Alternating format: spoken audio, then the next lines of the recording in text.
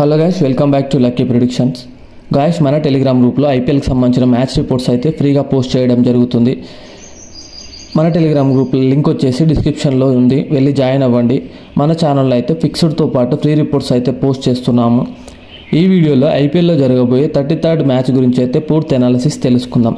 ఈ match Punjab Kings versus Mumbai Indians టీంల మధ్య అయితే జరగనుంది. ఇదైతే పంజాబ్లో మూలానాపూర్ స్టేడియంలో అయితే జరుగుతుంది. ఈ గ్రౌండ్ అయితే పంజాబ్ హోమ్ గ్రౌండ్ అని చెప్పుకోవచ్చు.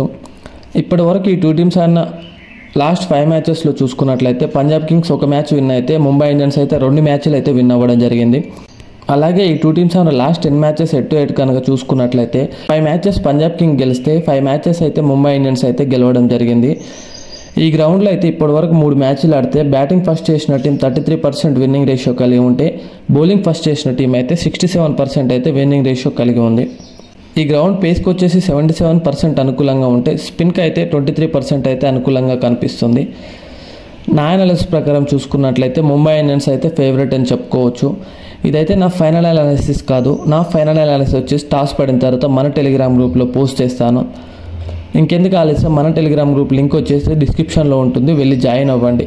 అలాగే మన ఛానల్ని సబ్స్క్రైబ్ చేసుకొని మీ ఫ్రెండ్స్కి షేర్ చేయండి. Thanks for watching. Have a nice day.